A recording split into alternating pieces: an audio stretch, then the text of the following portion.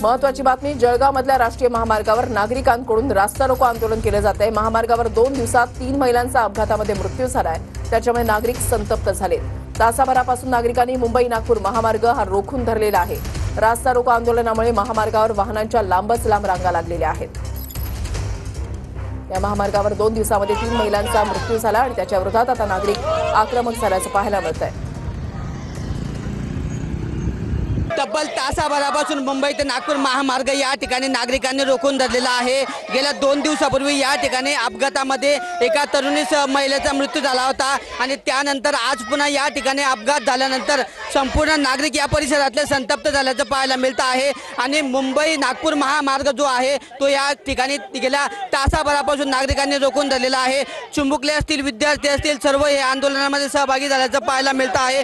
लोकप्रतिनिधी असतील, माजी महापौर असतील, माजी उपमहापौर हे सुद्धा आंदोलनामध्ये सहभागी झालेले आहे आणि गेल्या तासाभरापासून या ठिकाणी घोषणाबाजी करत हा रास्ता रोको सुरू आहे। आपण जर बघितलं तर महामार्गाच्या दोन्ही बाजूने या ठिकाणी वाहनांच्या लांबच लांब रांगा लागलेल्या आहेत। पण या ठिकाणी आंदोलनकर्त्यांशी बोलणार आहोत की कशा पद्धतीने या ठिकाणी आंदोलन सुरू आहे। या ठिकाणी पोलिसांचा मोठा फौजफाटा सुद्धा तैनात आहे आणि गेल्या तासाभरापासून या ठिकाणी नागरिकांनी हा महामार्ग रोखून धरल्यामुळे प्रचंड वाहनांच्या या ठिकाणी रांगा लागलेल्या आहेत। किशोर पाटील, TV9 मराठी, जळगाव।